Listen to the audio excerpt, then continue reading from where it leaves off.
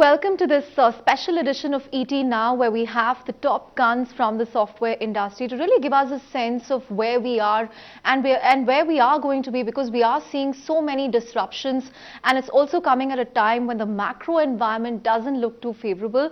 But to really help us crystal gaze into all these changes, we have NASSCOM President R Chandrashekhar, NASSCOM's Chairman C.P Gurnani, and of course Raman Roy, NASSCOM's Vice Chairman. So I'm going to start with you. At least, from what we are seeing in the last couple of quarters, suddenly the sentiment seems to have turned really negative for the industry. Is this something that, perhaps we should have been prepared for, or, has it happened out of the blue? If you can really take us through the changes that you're seeing, what's really driving, what we are seeing on the ground from the companies? Yeah, Chandra, you see the things which have happened in the recent past, which have in some senses dampened the mood. Two or three of them just to mention. For example, Brexit happening, which was at the end of June. Everybody knew the referendum was coming up, but nobody actually expected that it would happen. Then more recently we saw the US Fed. There was some expectation that the rates would be raised. Didn't happen last night as well. It is good news in some ways, not so good news in some ways, because the financial sector, which was expecting that there would be a little more flexibility in terms of discretionary spending availability on account of that, was a little uncertain of which way to go, and therefore there was a little holding back, and that was also reported by many of the companies in the as far as the US BFSI segment is concerned. Then we also saw again in terms of sentiment, the IMF announcing that the growth rates in US, UK, Europe were all lowered by about 0.2%. Now, these contributed not just to a certain negativity in terms of sentiment for the IT industry, but for the economy as a whole. The result was that I think there was a dampened sentiment in terms of investment, and certain amount of uncertainty coming on top of a little bit of prevailing uncertainty because of the technology situation. The technology situation being that many of the large companies felt, and rightly so, that they were at the crossroads. They needed to take major decisions on which way to go and how far and how fast to go on the digital path and so on. So all of these did result in some kind of delays in decision making. This impacted the performance of the industry in India to a certain extent in unanticipated ways, because these are things which were not expected or visible say in February or March. But it's important to note that these are temporary occurrences. They are not any fundamental changes which have taken place. As far as the larger technology shifts are concerned, this was brought out quite adequately and in great length in our Perspective 2025 report, and we believe that nothing has changed fundamentally from that broad scenario. Although these short-term developments have been negative, sentiment has been lowered, growth rates have been impacted to a certain extent. Would you agree, CP, that he's saying it's a temporary occurrence? I mean, you meet customers all the time, but this time you're not seeing some secular trend. Each company has a different reason why they're seeing pressure. Some have cited US BFS, some are saying overall pricing pressure. Give us a perspective from someone who's actually meeting customers frequently. I think, Chandra, R Chandrasekhar's views regarding some of the uncertainties around the world, I don't think there is any disagreement on that. That there is a delayed decision making, there is no disagreement on that. Fundamental thing that all of us have to learn is industry is shifting. As one of the speakers in this BPM summit used the word, the outlook is scary, bright. I've never heard this. I mean, I'd heard cautious optimism. I'd heard, ray of light in the clouds, and But so coming back, Chandra, where I think is that most of us need to re-adopt ourselves. Uh, this is a time of transition. The reality is technological spend is actually increasing. But the pocket from where it gets spent is not necessarily the CIO. And it is coming in from various other pockets. It could be the chief marketing officer, it could be the chief network officer, it could be the chief customer care officer, or it could be the chief digital officer. Right. So identifying Now, the many of us have not become multimodal because we were used to dealing with one IT department or one BPO department or one network department. I think this is where, I mean, if you look at the spend pattern is very, very clear. Cyber security is almost happening 2x, 3x. And, you know, in NASSCOM, we did a study and we think there are like, you know, jobs will be created which are 10x, and our biggest challenge would be supply. right, right. So our challenge as an industry, number one is to redefine what is industry. Is it services industry? Is it a global innovation centers by various companies? Is it the new age companies like a Flipkart or a Snapdeal or an Amazon? Because while they are retail companies, they are also technology companies. Redefine what a healthcare services company will look like. I mean, end of the day, a Manipal hospital using cognitive computing to determine the future of diagnostics of a cancer patient, or an Anu Acharya doing, you know, map my genomes and doing predictive guidance and analytics. Is it technology industry or is it healthcare industry? And as soon as we in NASSCOM adopt ourselves, as soon as our member companies adopt themselves to the new paradigm, I think this industry has still got a huge potential. Right. Raman, you've seen multiple shifts, but you know, are companies having to readapt again in a difficult environment that, you know, they are focusing on tomorrow's business when, you know, today's business is under pressure. So, you know, how do you manage both? So, I think I would dispute the term readapt because that has an underlying assumption that some of the traditional things that we do are going away and we have to retool ourselves. So, the traditional business exists and is growing within the BPM sector at a double-digit pace. However, as CP articulated, there are opportunities that are there. In the world of tomorrow, the domain knowledge, the technology knowledge, the process knowledge is becoming critical, and lo and behold, the BPM companies in this country are a repository of a lot of that knowledge. You add to that the quality of the talent that is available in this country, it becomes a lethal combination. But we have to understand that where our clients are going, or where the owners of captives, if you take the GIC industry,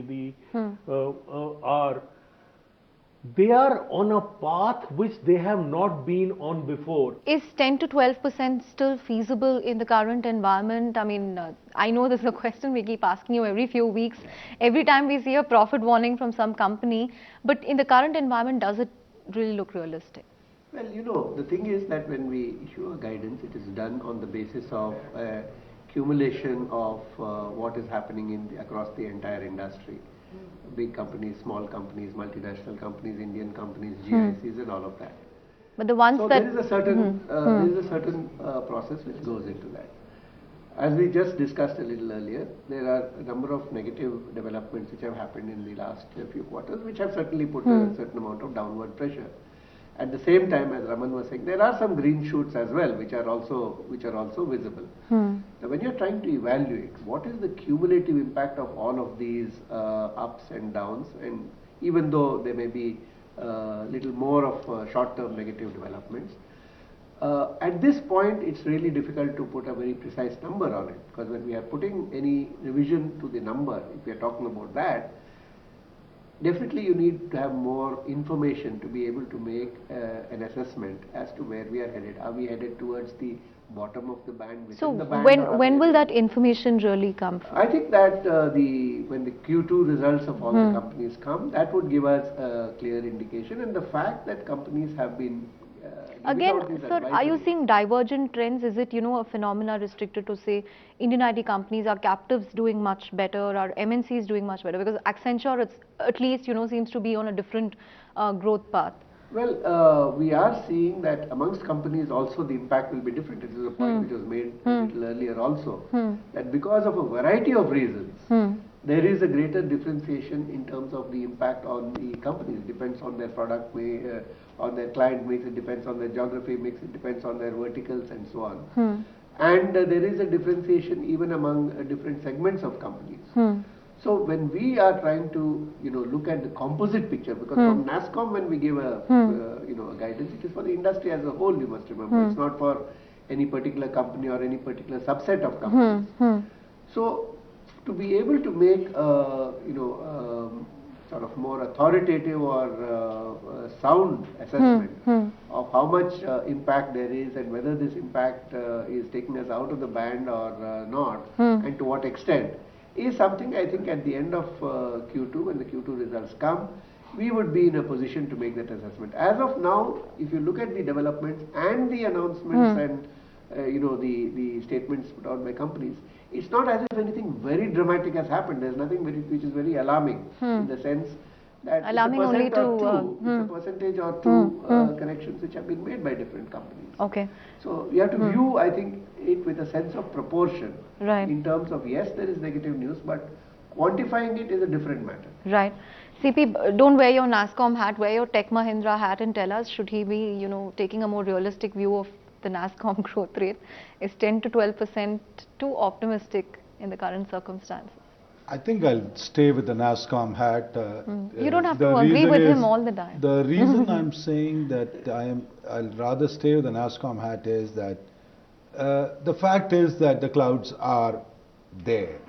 There is no way that I can dismiss that we live in a connected world and that every incident that ever happens anywhere in the planet has got some ripple effect somewhere. If it is a negative interest rate in Japan, or a cleanup happening in China, or a commodity pricing falling down and hence Brazil getting impacted, or Berlin, Angela Merkel losing an election, all of this is connected. And trust me, when people like us who operate in about 90 countries, we can feel the effect. Do you believe that we also have to perhaps look at a new normal, that 25% margins, 20% or 15% growth rate is really not going to come back anytime soon? Is that going to be the new normal for the industry? I don't think, I think it is a very, very normal. The reality is that a maturity of an industry will decide the new paradigm. I mean, it is very, very clear that the overall services industry is reached a level of maturity, and whichever company continues to have only mature service offerings will have results that reflect a mature organization.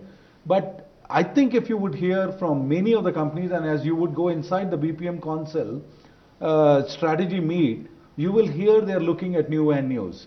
So all through the BPM, we hear follow the data, follow the customer, follow automation of processes, follow the domain, follow the changes in the domain, and the companies which follow those threads, I think can maintain their margins. Right. So would you agree with that? I think the boys and the men being separated and new leaders coming into being. And also BPM being a ray of hope No, this time. it is because there is a huge opportunity. Is there an optimism of 20% growth, etc.? In the traditional sectors, no, but the optimism in the newer sectors, because every day companies within the industry are realizing that we sit as equals on the table. Because it is uncharted territory. Right. And that is creating the ray of hope that CP just spoke about. That is creating the opportunity for these men and the boys to be separated. So the opportunity is there. How we leverage it what we do, will we have the talent and the capability? Again, CP spoke about the cyber security as an aspect. Uh, in a report that we did as NASSCOM, we see it as a $35 billion industry downstream. It is almost insignificant compared to that today. Right, But where is the talent? right, right. Where are the colleges and the universities that are teaching that? Yet again, will the industry have to hire raw talent and train? Do we have the wherewithal in the timelines to be able to train, to be able to meet the needs? So the challenges are undergoing a change. The companies that adapt to the challenges will do well, whether they are within the captives or within the GICs, and that is a very interesting trend that is coming on. Actually, if you plot the growth, the GICs are growing much faster because the reliance by the companies on their GICs in India is growing. And that is where, if you plot the growth of particularly the BPM industry, the concepts were incubated in the captives. Right. And then they were taken to the third party. In the new age, my hypothesis is that the concepts will again get incubated in captives because there is a trust element that has to be done in this new world. And then they will flow out to the others. So we will see some recalibration. Right. I frankly don't Right. see any doom or gloom by whichever stretch of imagination. Right. No, but Just, I will put it differently, or rather add to what Raman said. So in media industry, all of us are users. The habits change, and you guys adopted. You guys have a digital medium, you have a print medium, you have a visual or audio visual medium. Now, where is the next wave? The next wave is coming in where you are now personalizing the content. You are curating the Right. content for an individual. You are pushing a content to an individual tailored for that person. Now, around that, you're making all that effort and doing it free. Because you think you can monetize either the data that you get, or you can monetize by making again personalized advertising. Right. Now, isn't that a new age? And how many of us are giving that curated content? To me, maybe it will be us who will come to you and say that BPM industry will create that curated content for the individual. Using all the data analytics at your disposal. And that is where I'm just saying the word, that if we understand the process, if we understand the technology, if we follow the data, there is a business. So let me give you another Right. spin to that, with just 1 minute of that. Today, the entertainment industry, part of the media industry, the biggest issue that is faced, I was just at a conference of that industry, is hacking and the fact that contents get stolen and people are not paying to watch the movies. It's actually an IT problem. The hacking happens because of the IT and the technology, or the inferior technology that is used, because there is superior technology available that will not allow hacking. Right. So that industry and IT becoming intermingled is an opportunity both for the industry and for IT. Right. And India will play a role as we go forward. Right. So just one quick thing on the new normal part. 25% margins, 15-20% growth rate, still possible? You see, I don't know where this 15-20% growth rate came from, because if you look at the Perspective 2025 report, which NASSCOM had brought out, NASSCOM and McKinsey, we had said that over the next 5 years, we expect a growth rate of around 11% to take us to And in terms of the 225 margins? billion and 350 billion to by 2025. So as far as the margins is concerned, there we have not gone into that aspect, because there are No, but do you believe other the industry factors. has to sort of recalibrate that as well, and investors also have to realize that those fat healthy margins may not be such a reality anymore? See, I think there, when you look at it, the fact is that there is reportedly by many of the companies a greater pressure on the margins in the traditional areas. Right. But there are opportunities in new areas where you are actually getting a part of the upside, where you are participating not only in the profit on what you are doing, but in the surpluses and the profits which are generated in the end business. It's a game in which you were never in earlier. So you are actually getting your teeth into return and a value which you were not a part of earlier. So that's that's a big offset of the pressure on the other side.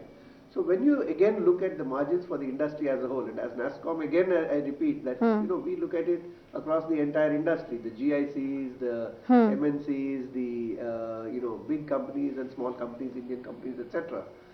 So when you amalgamate all of these and you get the composite picture, then you may lose somewhere, you may gain somewhere. But net you're saying net, I think we don't see any reason for us to believe to that come we are under not pressure. on track on what we had said in Perspective 2025. Although whatever blips we are seeing are short-term things, and these ups and downs and uncertainties were very much a part of the overall calculus. Right. Just coming to the final part of this, something that's going to make news in the next next couple of months, the US elections. I mean, in previous years, it's something that we almost come to expect, all the noise around H1B. But in the last year, we did see a big hike happening. And even now, people are talking about, an increase in salary, senators moving bills. So what is the best case and the worst case scenario for you, between Hillary Clinton and Donald Trump? Well, it's not as if these things are entirely dependent on an individual, although of course the President of the US is, arguably the most powerful position in the world today. But I think what is more important is there are underlying social and economic forces which are driving certain things in a certain direction. We saw that even in the case of Brexit, how contrary to the views that many of the leading figures in the establishment, whether in the political, administrative, media or wherever, had a view of the direction in which things would go. It went in a different direction. And that is because there are a lot of churn going on in those societies, and the same is the case in the US also. I think the presidential candidates in the US have something to learn from a guy called Mohandas Karamchand Gandhi. He didn't want to wear the clothes made by the factories in UK. So what did he do? He built a huge bonfire and he made people throw their clothes into it and said they'll go to Khadi. When Donald Trump stands up and says he called his credit card company and it was answered by an Indian, he should have taken out his credit card, cut it in two and thrown it to say, from now on I will not take a free credit card, I will pay an annual fee of $100 so that it is service from United States of America. There is a learning sitting there. Why? You cannot have one side of the coin and not play to the other side of the coin. Right. So it's more of rhetoric at this point. He's not I walking the talk. I don't know it's rhetoric or not. I'm saying there is a learning from Gandhi. Right. So I want to get closing, comments from you in terms of the social impact of, technologies like AI, because IT is a huge employer in India. The rise of, private engineering colleges, the number of graduates that we've seen every year is, because of the IT industry. But with the hiring numbers coming down steadily every year, what could the social impact be as far as that is concerned? Or do you think it will be offset by some of the new age companies? Yeah, I think when you look at the impact of all these developments on hiring and on jobs, 2 or 3 aspects need to be kept in mind. Number one is that while automation at some level removes certain jobs or destroys certain jobs, it's also creating a different kind of jobs, because even those technologies require people and skilled people to create them. The second is that the skills, impact on skills is that we need to develop the higher level of skills that are needed to drive the technologies, because the lower skill level jobs are increasingly susceptible to automation. Right. The third aspect is the transformations that are being affected due to the advent of digital technologies is actually transforming other domains and other sectors.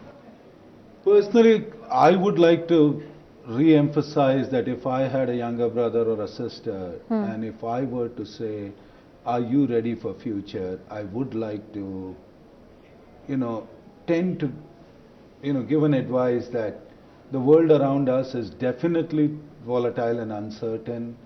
The world needs now more ambidextrous people. The current way, the way we are running our education system, the current way that we are focusing on skills, we are creating a lot of unidimensional people. And I think we need to start recognizing it. We will be meeting the education minister again. We are investing a lot of our time on skill development.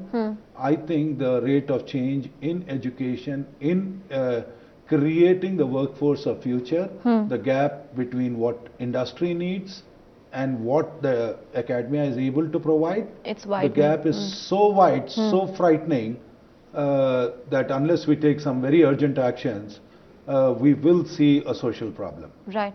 Last quick comments from you, Raman. Is the onus then again on the industry to do this? I mean, we've seen the top companies, saying that we've trained 30,000 employees on, design thinking, 40,000.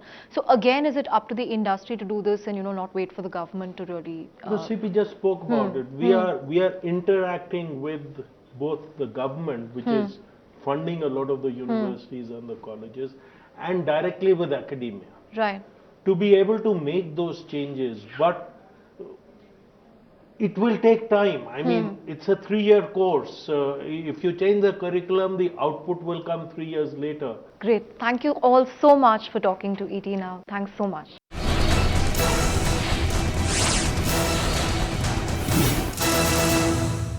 Find us on Facebook at facebook.com/etnow and don't forget to click the like button. You can also follow us on Twitter at etnowlive. To stay updated with all our programming, hit the subscribe button on our YouTube channel by logging on to youtube.com/user/etnow.